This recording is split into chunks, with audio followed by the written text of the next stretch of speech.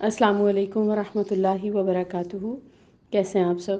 اللہ تعالیٰ آپ سب کو اپنے حفظ و امان میں رکھیں۔ آج الحمدللہ اللہ تعالیٰ کی مہربانی سے اور اس کے فضل اور احسان کے ساتھ ہم سورۃ العادیات کی آیہ نمبر 8 پڑھیں گے۔ اپنے لیسن کو سٹارٹ کرتے ہیں۔ الحمدللہ رب العالمین، الصلاۃ والسلام علی اشرف الانبیاء والمرسلین وعلی آلہ وصحبہ اجمعین، اما بعد فاعوذ باللہ من الشیطان الرجیم، بسم اللہ الرحمن الرحیم۔ رب اشرح لی صدری ویسر لی امری واحلل عقدۃ من لسانی یفقہوا قولی، ربی زدنی علما، اللہم فقہنا فی الدین، آمین الہی آمین۔ سورۃ العادیات آیہ نمبر 8۔ وَإِنَّهُ لِحُبِّ الْخَيْرِ لَشَدِيدٌ، اور بے شک وہ محبت میں مال کی یقیناً شدید ہے۔ انسان کی بات کی جا رہی ہے کہ بے شک انسان مال کی محبت میں بہت شدید ہے۔ سب سے پہلے آ رہا ہے انہو، ہو جو ہے یہاں پر انسان کے لیے استعمال ہو رہا ہے، جس کی پچھلی آیہ میں بات کی گئی، اور ہم نے پڑھا کہ وہ انسان جو قنوط کا شکار ہے اور اپنے اس قنوط پر وہ خود گواہ ہے۔ اب اللہ تعالیٰ کہہ رہے ہیں یہ وہی انسان ہے جو مال کی محبت میں بہت زیادہ گرفتار ہے۔ لحبی، حب کہتے ہیں محبت کو۔ محبت، اب آپ دیکھیں کہ ہر وہ چیز جو کسی کو بہت اچھی لگے اور پھر اس اچھی چیز کو حاصل کرنے کے لیے اس کو جو چاہے کرنا پڑے، وہ اسے حاصل کرنے کے لیے وہ سٹیپس لے، تو یہ ہے محبت، حب، لو، ٹھیک ہے۔ اب اس میں درجات آ جاتے ہیں، لیولز آ جاتے ہیں۔ کسی کی محبت کا درجہ کچھ اور ہوتا ہے، کوئی محبت میں بہت زیادہ آگے ہوتا ہے۔ محبت میں اب درجات ہیں، ٹھیک ہے، محبت کے لیولز ہیں، ان کو بھی ہم ڈسکس نہیں کریں گے، لیکن بہرحال ہم اس چیز کو بہت اچھے سے ریلیٹ کر سکتے ہیں کہ ہم اپنے ارد گرد بھی اگر نظر ڈالیں تو ہماری محبت مختلف چیزوں کو لے کر مختلف لیولز میں فال کرتی ہے۔ مطلب کسی چیز سے ہمیں بہت زیادہ شدید محبت ہوتی ہے، اور کسی چیز سے ہمیں اس سے کم، کسی چیز میں اس سے بھی کم، تو لیولز ہیں۔ کچھ ایسی محبتیں ہیں جس کے لیے کمپرومائز کرنا مشکل ہوتا ہے، کچھ ایسی محبتیں ہیں جن کے لیے کمپرومائز کرنا آسان ہوتا ہے۔ تو محبت کے درجات ہیں، لیولز ہیں، اور یہ ہم اپنی روزمرہ زندگی میں خود پر نظر ڈال کے اپنی محبتوں کو دیکھ کے بہت اچھے سے انڈرسٹینڈ کر سکتے ہیں، اس لیے ابھی اس کی ڈیٹیل کو ڈسکس نہیں کریں گے۔ آگے آ رہا ہے الخیری۔ الخیری کا مطلب یہاں پر مال لیا گیا ہے، ٹھیک ہے۔ کہ عرب میں جو ہے اگر ہم دیکھیں تو اس کو استعمال کیا جاتا تھا نیکی اور بھلائی کے لیے، لیکن یہ مخصوص نہیں ہے نیکی اور بھلائی کے لیے، اس کو عربی میں یہ مال کے مطلب کے لیے بھی معروف ہے، یعنی کہ مال کے لیے بھی خیر کا لفظ استعمال کیا جاتا ہے، نیکی اور بھلائی کے لیے بھی اور مال کے لیے بھی۔ مال کے لیے کیوں استعمال کرتے تھے عرب کے لوگ اس لفظ کو؟ کیونکہ مال بھی بھلائی ہی بھلائی ہے، فائدہ ہی فائدہ ہے، وہ تب جب اس کو پازیٹیولی یوز کیا جائے۔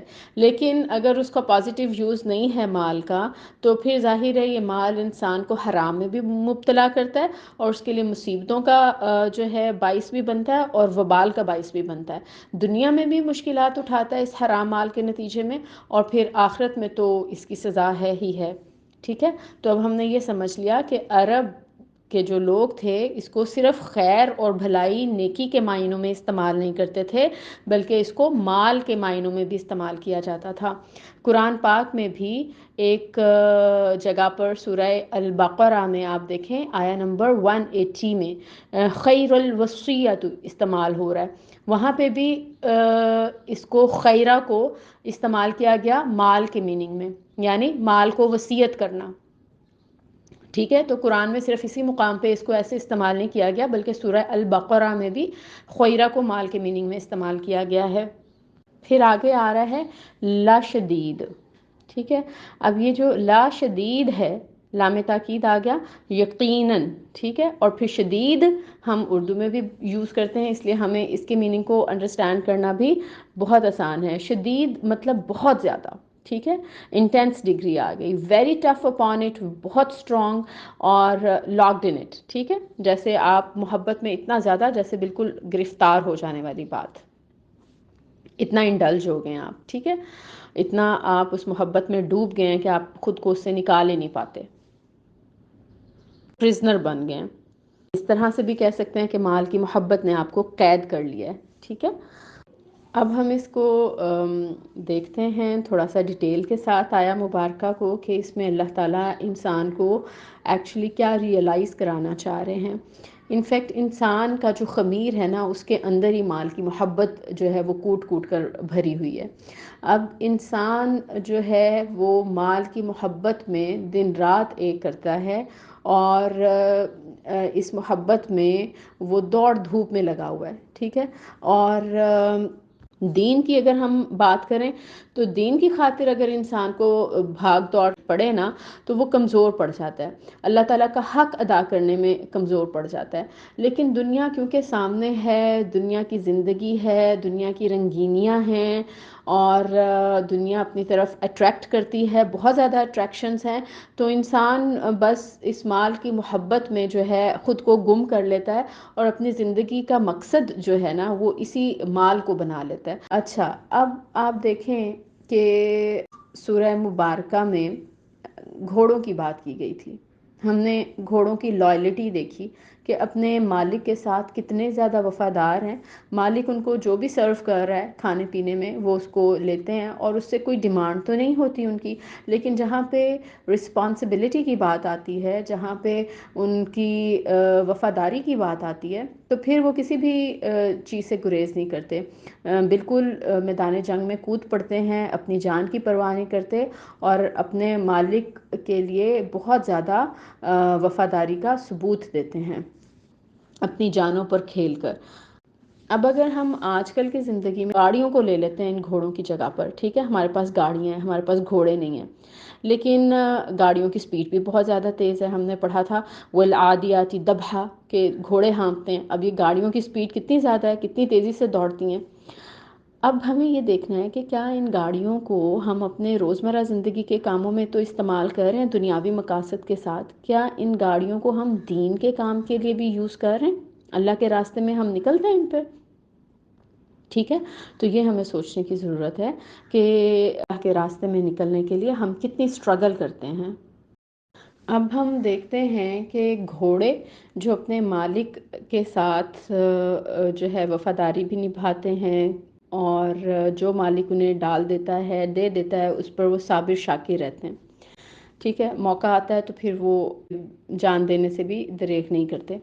لیکن اس کے برعکس اگر اب ہم انسان کا حال دیکھیں جو مال کی محبت میں ڈوبا ہوا ہے، تو وہ اپنے رب کی بخشش اور اس کی عنایات، اس کی مہربانی، اس کے فضل سے جو کچھ پا رہا ہے، وہ کیا سمجھتا ہے کہ یہ میری تدبیر ہے، میری قابلیت ہے، میری محنت ہے، اس کا نتیجہ ہے.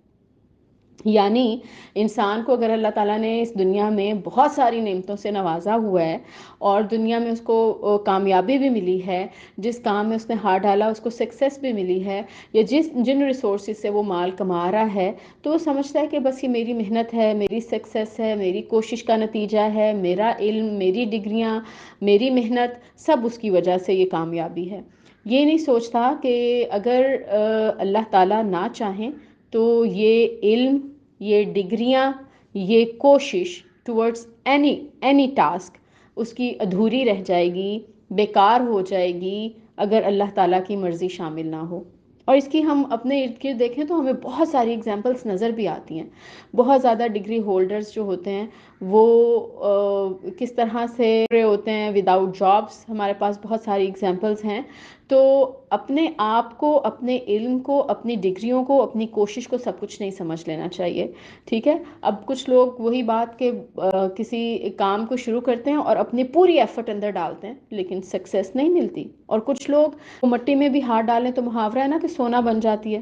تو یہ سب اللہ تعالیٰ کی دین ہے، اللہ کا فضل ہے، اللہ کا کرم ہے. سو انسان کو خود پر کبھی مان نہیں ہونا چاہیے کہ سب میری محنت کا، میری کوشش کا نتیجہ ہے۔ قرآن پاک میں اسی کی طرف اشارہ بھی کیا گیا ہے۔ سورۃ القصص 78 میں آتا ہے اوتیتہ علی علم عندی، بے شک جو میرے پاس ہے میرے علم کی بنا پر دیا گیا ہے۔ ٹھیک ہے، بے شک جو میرے پاس ہے وہ میں اپنے علم کی بنا پر دیا گیا ہوں۔ تو بس انسان جو ہے نا بھول کا شکار ہے یہاں پر۔ تو ضرورت اس بات کی ہے کہ اللہ تعالیٰ سے اپنے تعلق کو مضبوط کیا جائے، اور آپ کے پاس جو کچھ بھی ہے، جو کچھ بھی اللہ تعالیٰ نے آپ کو دیا ہے وہ اس کی مہربانی ہے، اس کا فضل ہے، انسان کا کوئی کمال نہیں ہے اس میں۔ مال کی جو محبت ہے وہ آپ دیکھیں کہ انسان کو غافل کر دیتی ہے۔ ٹھیک ہے، جب انسان اپنی زندگی کا محور صرف مال کو بنا لیتا ہے اور اس کی شدید محبت میں گرفتار ہو جاتا ہے، تو پھر کیا ہوتا ہے کہ فرائض سے غافل ہو جاتا ہے، حلال حرام کی تمیز بھول جاتا ہے، اور اس کے اندر بہت ساری اور بری بیماریاں جو ہیں وہ جنم لے لیتی ہیں۔ کس طرح کی بیماریاں؟ حرص آ جاتی ہے، طمع آ جاتا ہے، لالچ، حسد، بخل۔ تو ایک چیز مال کی محبت انسان کو کہاں سے کہاں لے جاتی ہے، اس کے اندر کتنی اور برائیاں پیدا ہو جاتی ہیں۔ اب فرائض سے غافل کرنے میں دیکھیں، عبادت سے غافل کرنا، پھر مال کی ایسی محبت کہ زکوٰۃ کو صحیح طریقے سے ادا نہ کرنا، پھر مال کی ایسی محبت جو ہم دیکھتے ہیں اور جو دل بھی دکھتا ہے، اور دعا بھی مانگتے ہیں کہ اللہ تعالیٰ ہمارے ہاں بھی ایسے ہی سسٹم کر دیں جیسا سعودیہ میں ہوتا ہے کہ نماز کا وقت ہوتا ہے اور سب جو ہیں نمازوں کے لیے اپنے دکانوں سے ہٹ جاتے ہیں اور نماز ادا کرنے چلے جاتے ہیں، اور پھر ایسا سسٹم الحمدللہ کہ وہاں پہ شرعی نظام ہے نا، تو دکانیں کھلی ہوتی ہیں اور کوئی چوری چکاری کے لیے بھی نہیں آتا، آپ دکانیں کھلی چھوڑ جاتے ہیں اور کوئی دکان میں سے چوری نہیں ہوتی۔ تو یہ کیوں ایسا ہے وہاں پر اور ہمارے ہاں ایسا کیوں نہیں ہے؟ اس بات کو سوچنے کی ضرورت ہے، اور اللہ تعالیٰ سے دعا کرتے ہیں کہ اللہ تعالیٰ ہمیں بھی ایسے حکمران دیں، ہمیں بھی اتنا اچھا عمل کرنے کی توفیق دیں کہ ہمارے ہاں بھی یہ سب کچھ امپلیمنٹ ہو۔ نماز کے ٹائم پر سارے لوگ نماز پڑھنے چلے جائیں، اپنے بزنس میں انوالوڈ نہ رہیں، اور ہمارے اس چیز کو بالکل بھی کنسیڈر نہیں کیا جاتا۔ دکانیں کھلی ہوتی ہیں، بزنس ہو رہے ہوتے ہیں، اذان ہو رہی ہوتی ہے، نماز کی کسی کو پرواہ نہیں ہوتی۔ خاص دعا کیا کریں پاکستان کے لیے کہ اللہ تعالیٰ ہمارے بھی ہاں اس طرح کے سسٹمز ڈیولپ کرائیں۔ اور پھر یہ کہ حلال حرام کی تمیز بھول جاتا ہے نا انسان، جب مال کی بہت زیادہ محبت ہوتی ہے نا، پھر وہ یہ نہیں دیکھتا کہ میں حلال سے کما رہا ہوں یا حرام سے۔ اگر ہمارے ہاں کچھ سسٹمز اس طرح کے ہیں کہ حلال کام کرنا انسان چاہ بھی رہا ہو نا تو بھی حرام میں پھنسنے کے چانسز بہت زیادہ ہیں، جیسے سرکاری دفاتر سے اگر آپ نے کوئی کام کرانا ہے نا تو رشوت والا ٹرینڈ بہت عام ہے۔ تو اللہ تعالیٰ سے دعا ہے کہ اللہ تعالیٰ ہمیں ہر طرح کے حرام سے بچائے، آمین۔ ہماری محبتوں کا اصلی حقدار ہے کون؟ محبت کی اصلی حقدار وہ ذات ہے جو انسان کا خالق ہے، انسان کا مالک ہے، جس کی فضل اور مہربانی کے ساتھ ہمیں اس دنیا میں بے شمار نعمتیں ملی ہوئی ہیں۔ ٹھیک ہے، اب قرآن پاک میں بھی جو سچے اہل ایمان ہیں نا ان کی تعریف میں سورۃ البقرہ آیہ نمبر 165 میں آتا ہے والذین آمنوا اشد حبا للہ، اور جو ایمان لائے اور زیادہ شدید ہیں محبت کرنے میں اللہ سے۔ ٹھیک ہے، تو ایسے لوگ ہیں الحمدللہ، ایمان والے ایسے لوگ ہیں جو اپنی محبت میں دنیاوی چیزوں کو نہیں لاتے، اور وہ زیادہ شدید ہیں اپنی محبت میں اللہ کے ساتھ instead of anything else, کہ کسی بھی اور چیز سے زیادہ ان کو محبت کس سے ہے؟ اللہ تعالیٰ سے۔